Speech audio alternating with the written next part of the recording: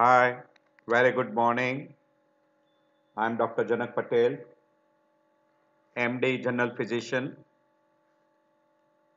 Today we'll be discussing on very odd topic, that is Takayusu disease. It is the involvement of the artery. It is a rare disorder, not very common, but you might see once in a while such patient. You will have to differentiate from other disorders like atherosclerosis, arch of aorta aneurysms, coarctation of aorta, etc. becomes a differential diagnosis. So you must be aware of such disease called Takayusu. There are different varieties. We'll be talking all, maybe asked as a 5-mark short notes, but still I felt that you should be aware of such disease.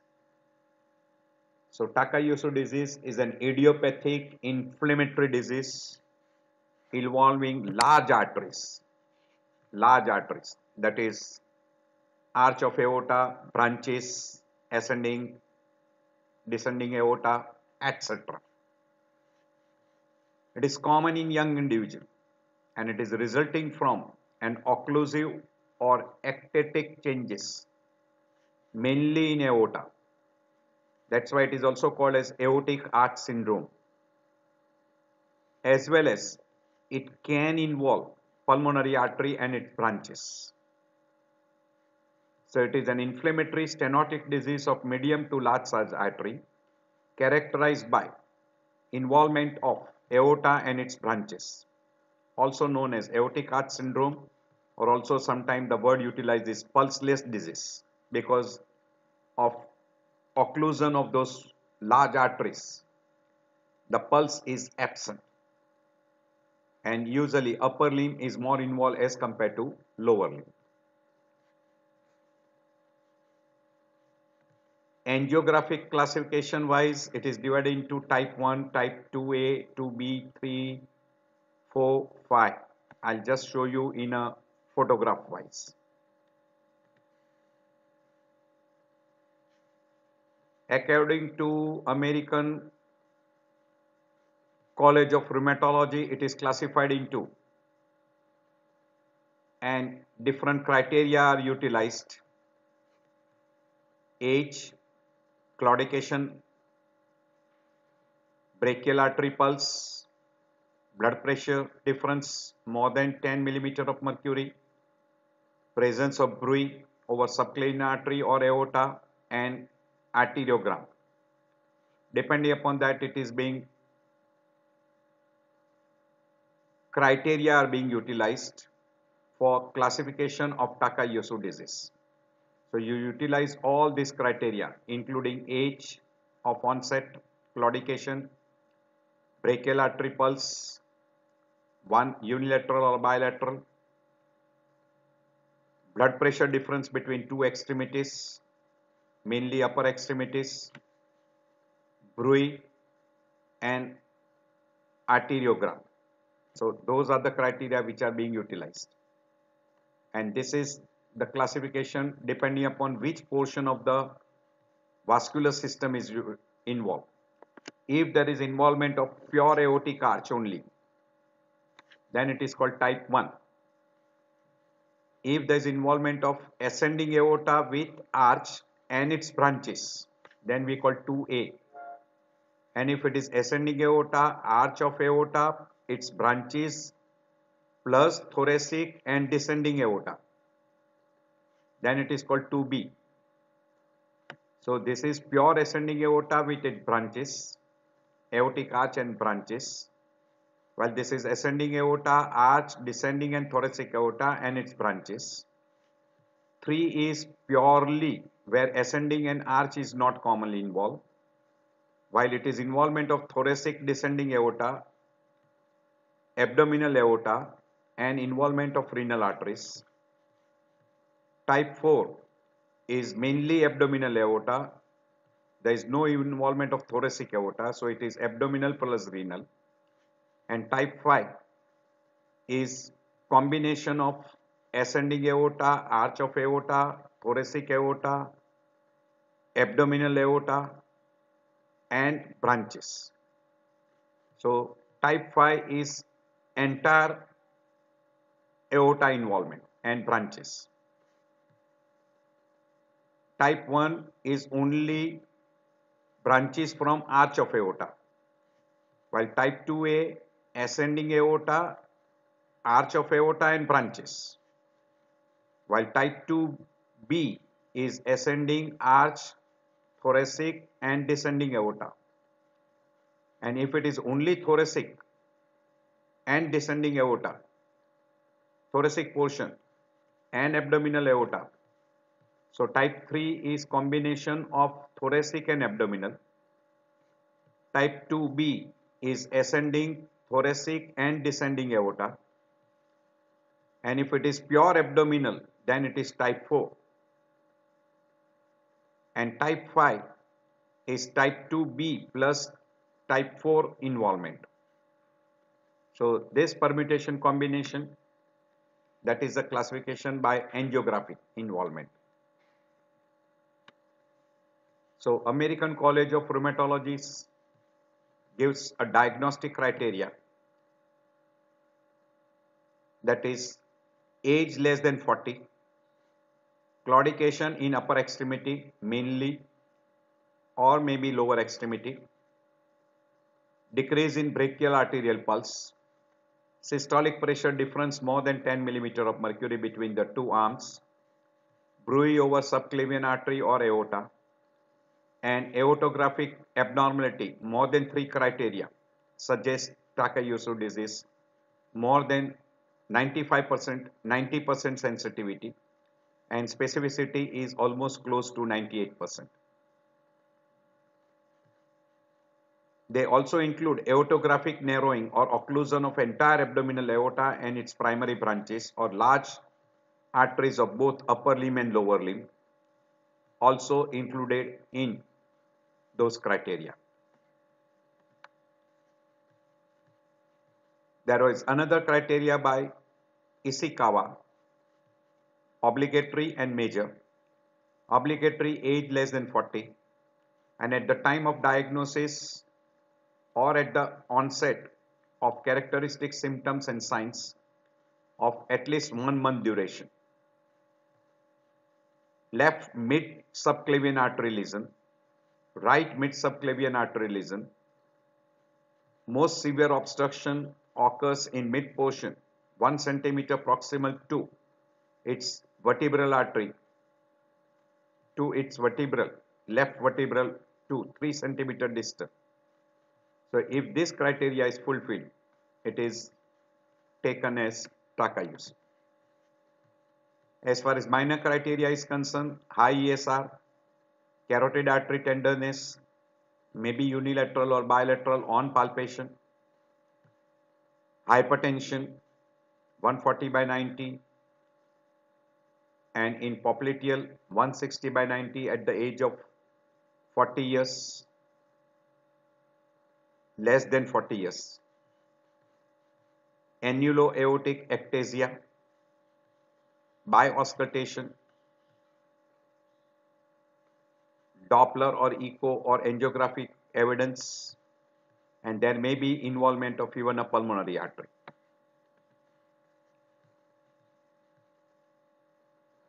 Left mid common carotid artery lesion, distal brachiocephalic artery lesion, descending thoracic aorta lesion, and abdominal aorta lesion can be the finding on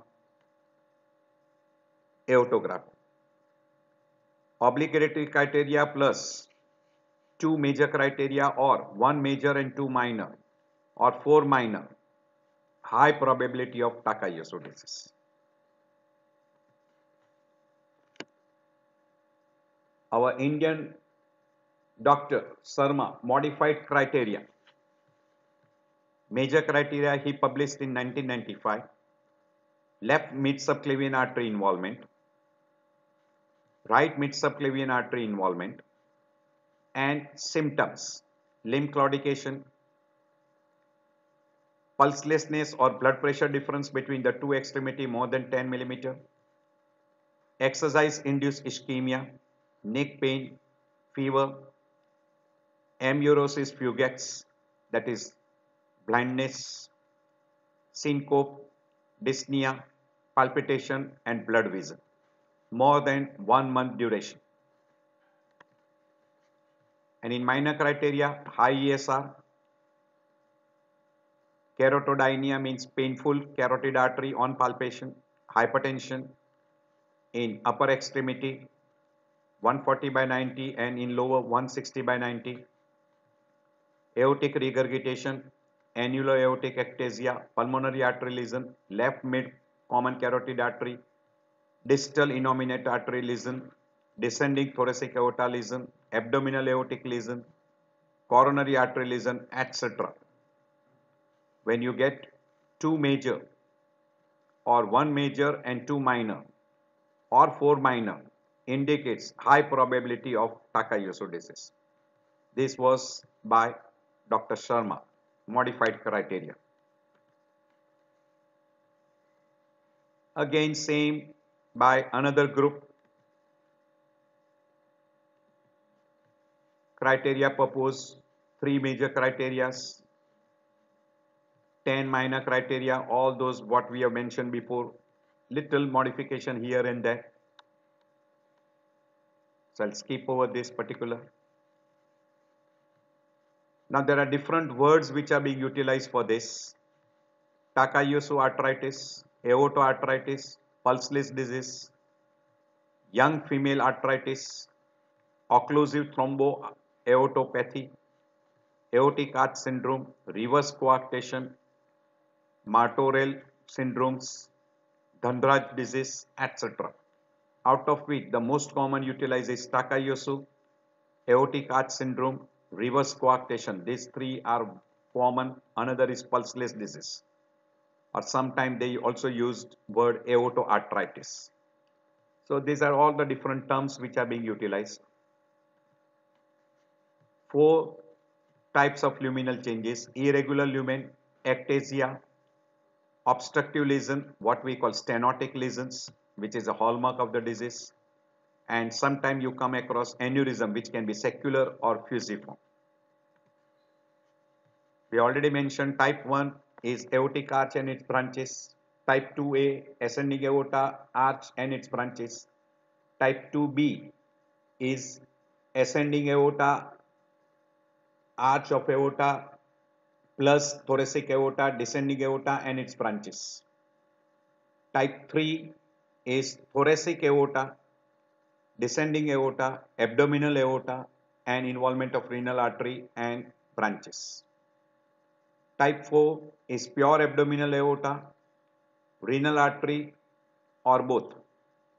And type 5 is entire aorta and its branches.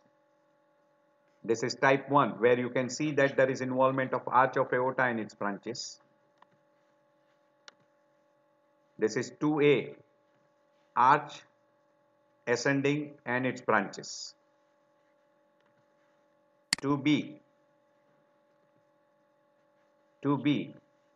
is arch, ascending, thoracic aorta and descending, where you can see that abdominal aorta is not involved.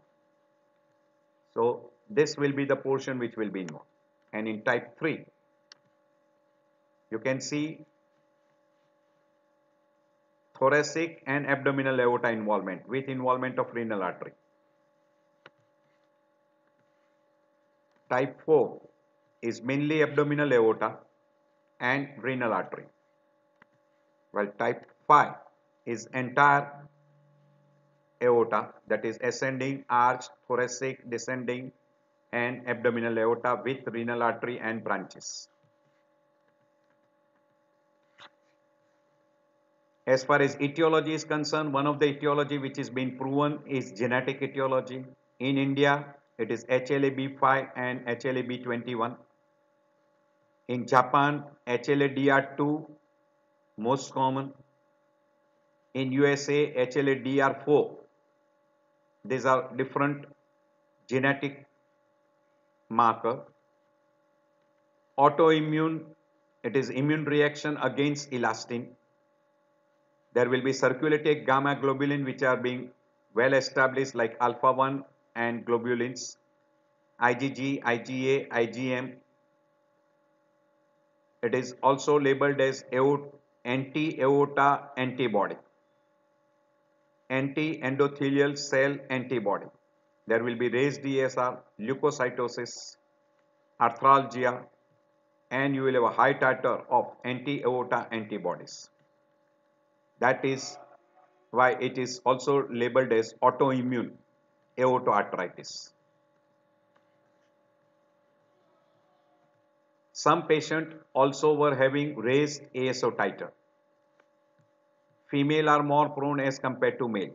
So female predilection is there. Tuberculosis and Takayusu disease, there is a little correlation between these two. So there was also hypersensitivity to Mycobacterium tubercle. So it was also called as tubercular aortitis. There are also granulomas which are seen in a histopathology. So it was also correlating in tuberculosis. There is exactly no evidence for that tuberculosis is responsible for the etiology, but it has been found little correlation with involvement by tuberculosis. Viral etiology, there is always a question mark. Race, we already told you it is common in Asian, Indian, Japanese, etc. There is higher incidence. In India, it is more involvement of abdominal aorta, very common. As far as sex is concerned, more common in female. Ratio is almost 1.6 is to 1. Nearly we can say 2 is to 1. Age less than 40 years. Among pathophysiology, it is a panarthritis. There is a mononuclear infiltration, occasionally giant cells. There is intimal proliferation, fibrosis, scarring, and vascularization of media layer. There is a degeneration of elastic lamina. There is a narrowing of the lumen with or without formation of a thrombus.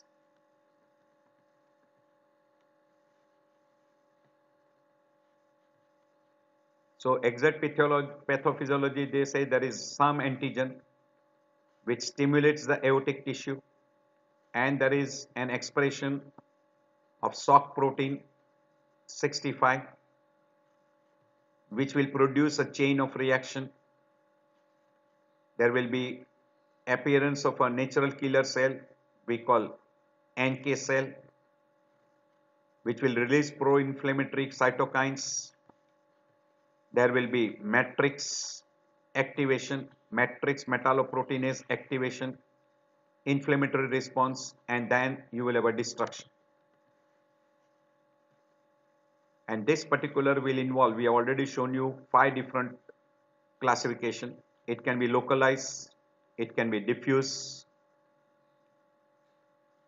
it can involve arch of aorta, ascending aorta, any part, but mainly the major blood vessels we call large size artery and medium size artery. A small size artery are never involved, and there are always skip lesions, skip areas in between. So this is a characteristic of what we call as a Takayusu. Descending thoracic aorta is maximally affected area of a affected area. So descending thoracic aorta is maximally affected, and it is distal involvement is more than proximal. So you can have obstacle lesion or you can have aneurysmal formation. You can see the involvement of different blood vessels in different series. This is one of the series which shows that you can see that left subclavian is more commonly involved as compared to right subclavian. Carotid artery are also involved. You can see that among abdominal, superior mesenteric artery and renal artery are more commonly involved. Even you can get involvement of the coronary artery. You can have involvement. Bilateral renal artery stenosis is more common. So these are the different papers which can tell you. You can see the diffuse involvement is more, almost in 62.5%, and there is a thoracoabdominal involvement. While you can see that there is a localized involvement in 37.5, and that is mainly abdominal in adult, and in children thoracic and abdominal. So these are different types of involvements. You can see there is another series where they show that subclavian involvement was almost in 93%. Highest involvement is the subclavian involvement. You can see the second common involvement is a common carotid artery. Then abdominal aorta, renal, etc. These are the common. So you can see that subclavian, left subclavian involvement is almost in 40%. And renal artery involvement is almost in 63%. So these are the different series which shows you different artery involvement. And we have already shown you it is irregular variety or ectasia, or obstructive variety we call stenosis, or you get destruction of the wall and formation of aneurysm, which can be secular or fusiform aneurysm. So as far as clinical picture is concerned, will depend upon the type of presentation. Subclavian is the most common presentation, involvement almost in 93%, where person will present with claudication in upper limb, Raynaud's phenomena. When there is an involvement of the common carotid artery, usually visual changes, syncopal episode, TIA, and occasionally strokes. When abdominal aorta, person can present as an abdominal pain, nausea, vomiting.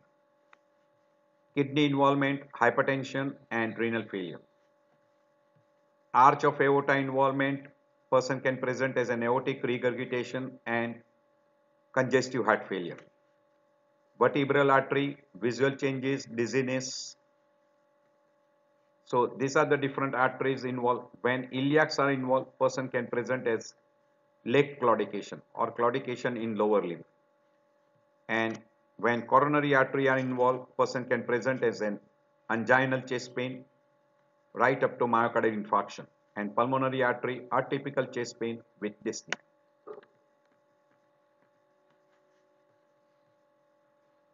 So disease will depend upon, so clinical feature will depend upon basically involvement and how fast it evolves. Early pre-pulseless stages, where you can have a non-specific symptoms like fever, weight loss, fatigue, headache, arthralgia, splenomegaly, lymphadenopathy, etc., where it will be extremely difficult to pinpoint involvement of the pulse or involvement of arteries, because the pulse is present.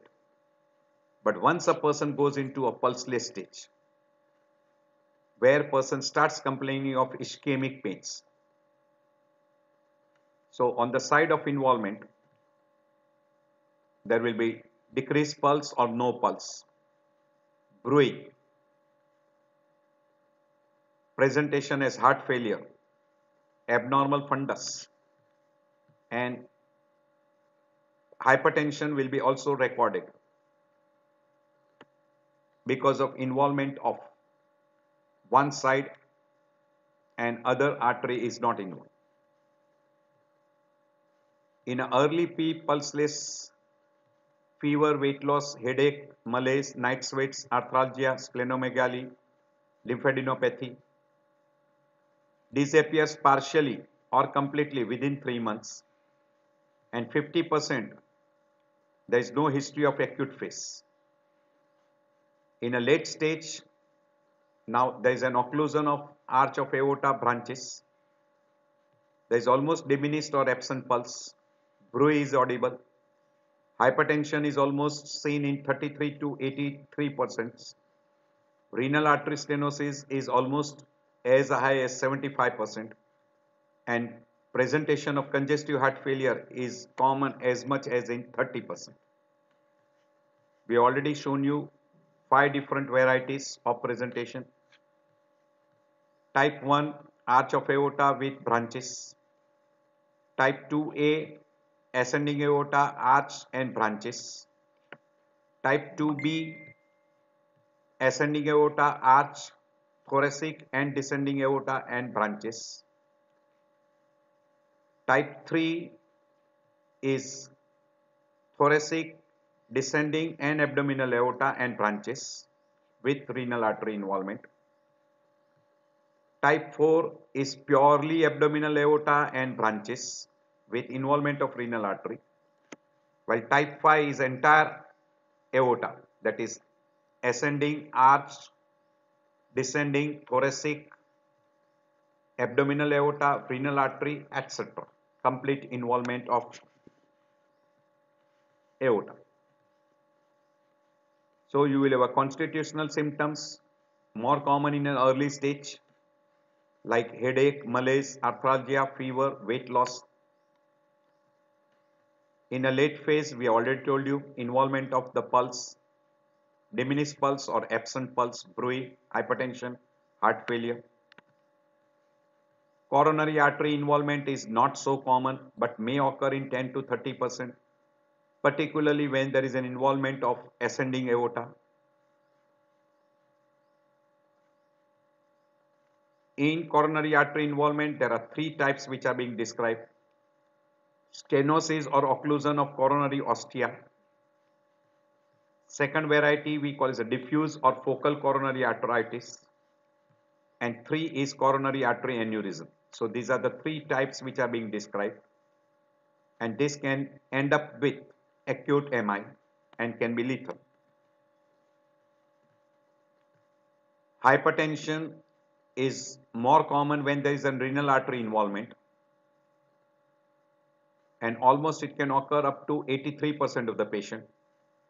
Aortic regurgitation is more common when there is a dilatation of ascending aorta and the valve gets separated out or there is a thickening of the valve. Congestive heart failure is because of hypertension or aortic regurgitation or myocarditis. Pulmonary involvement is not so common, but angiographically you can demonstrate almost in 70%. But whenever there is a pulmonary involvement, person can present as hemoptysis, chest pain, pulmonary arterial hypertension, etc. And when there is a carotid artery involvement, you can have strokes, TIA, visual impairment. As far as eye involvement is concerned, you can get amaurosis, amaurosis fugax, hypertensive retinopathy, ischemic retinopathy, etc. Cardiac and vascular features, we have already mentioned, person can present with involvement of carotid artery, involvement of arch of aorta and subclavians. So there will be difference of blood pressure in 2 extremities, upper extremity claudication, tenderness of carotid artery, hypertension, AR, Raynaud's phenomena, pericarditis, congestive heart failure and MI. And even percentage are being mentioned. In neurological features, we already mentioned headache, visual disturbances, stroke, TIA and seizures can be also seen. As far as skin is concerned, erythema nodosum, ulcerated subacute nodular lesions and pyoderma gangrenosum, very rare, less than 1%. Erythema nodosum is seen in 6 to 19% of the group of people. So on physical examination, pulse, blood pressure is most important. You have to take in all the 4 extremities. Ophthalmic examination like fundoscopy is a must to find out hypertensive changes or ischemic changes. Blood pressure difference between the 2 extremity may be more than 10 millimeter of mercury. Left is more involved as compared to right. So left subclavian is more commonly involved as compared to right side. Hypertension can be very commonly because of renal artery involvement, more common than other. There will be absent or diminished pulse is a clinical hallmark. We already told you carotid dynia, that is tenderness. Bruit will be audible on different vessels. Aortic regurgitation may be seen, and changes in fundoscopy examination. Skin may show you erythema nodosum, ulcerating nodular lesions, etc. We already mentioned this criteria. American College of Rheumatology, age less than 40, claudication in upper extremity, diminished brachial artery pulse or even absent, blood pressure difference between 2 more than 10 millimeter, bruit over subclavian artery or aorta, more common on left side, and aortography abnormality, more than 3 criteria, goes straight forward in favor of Takayusu. As far as investigation is concerned, hematologically mild anemia and leukocytosis, ESR will be elevated, ASO titer may be positive, RA factor, ANA factor may be positive, ANCA may be positive. Chest X-ray will show you aortic widening or aortic knob widening. Thoracic aorta may be irregular, decreased pulmonary vascularity. Aortic calcification may be seen, mild cardiomegaly, notching of upper ribs when there is an proximal subclavian block. Lower ribs notching will be seen if there is an abdominal aortic stenosis. X-ray abdomen may show you abdominal aortic calcification. Echocardiography can demonstrate myocardial involvement because of carotid artery involvement like hypokinesia. Fundus examination will be very helpful. Most important test is arteriogram or we call angiogram for carotid artery. CBC, CRP is not of much use. ECG will show you hypertrophy and ischemic changes. ESR and CRP suggest inflammatory markers. MRI will be important.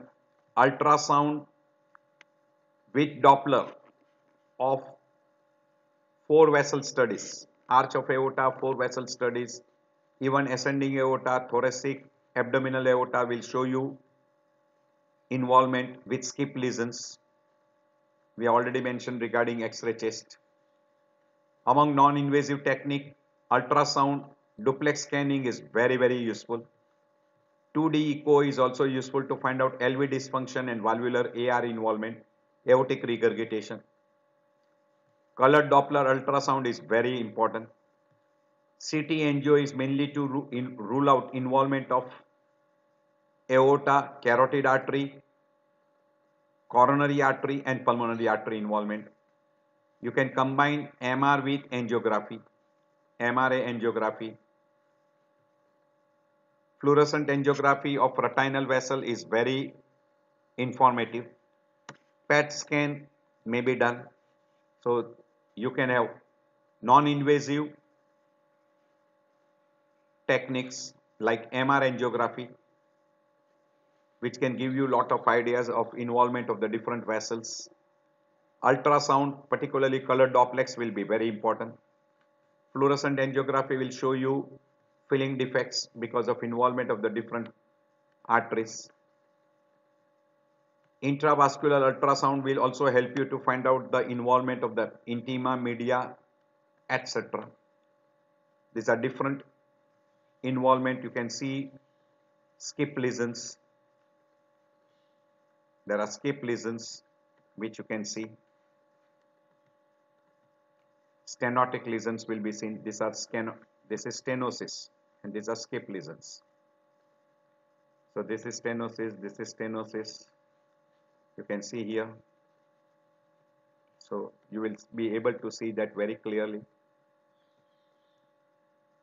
These are some of the markers, potential biomarkers. Differential diagnosis, you will have to differentiate from coarctation, atherosclerosis. These two will come topmost on the list. One another close differential diagnosis, but this will be involvement of the little, medium size and small size artery. You can have other conditions like Behçet's, giant cell arteritis, rheumatoid arthritis, sarcoidosis, Kawasaki, etc., where also you can have involvement of arteries. As far as management is concerned, it will depend upon nature of the disease, disease course, medical management, side effect and compliance, and surgical management. Mainly will depend upon the area of involvement and disease activity. Usually, the treatment what is being given is, the most commonly we utilize is steroid. If person is hypertensive, control of hypertension, decongestant drugs, cytotoxic drugs, and in presence of thrombosis, oral anticoagulants. Immunosuppressive therapy is very useful. Decongestive therapy is also useful and antihypertensive for controlling complications of hypertension. During active disease, prednisolone is very important. Once the person goes into remissions, taper the steroids and maintain the remission. If person does not respond, then only immunosuppression therapy like cyclophosphamide, methotrexate or azathioprine is utilized. So decongestive, antihypertensive, main important. Antiplatelet, antitubercular therapy has been tried. Treatment of renal failure. This is a flow charts which you can go through here at your leisure time. If there is a stable disease and if there is an active disease, what you do accordingly. This is guideline mentioned in 2008. How you approach to a person, that is how the person responds and how you select a drug. Surgery mainly is required if there is a severe obstruction, in which you can go for balloon angioplasty, you can utilize stent or stent with graft replacement, etc. can be tried. If there is a short segment involvement, balloon angioplasty, stent, graft replacement is good results. If there is a long segment involvement with extensive periarterial fibrosis, usually bypass is of choice. As far as complication is concerned, stroke, intracranial hemorrhage, seizures, graft stenosis and occlusions, ischemia, organ failure, particularly renal involvement, hypertension complications, valvular heart disease, retinopathy, renovascular hypertension, congestive heart failure, and because of long-term use of corticosteroids, lot of complications like cataract, HPA-axis suppression, hyperglycemia, hypertension, osteoporosis, fractures, aseptic necrosis, etc. So I end my lecture here. I am very thankful to you for taking out time. I know that your time is valuable and I appreciate spending some of that with me. I hope this may be helpful sometime in your everyday practice. If you come across difference in pulse or low volume pulse or absent pulse in upper extremity and lower extremity, and if there is a difference between the two, do keep it in mind. It can be Takayusu, particularly if there is a difference of pulse in two upper extremities, which is more common.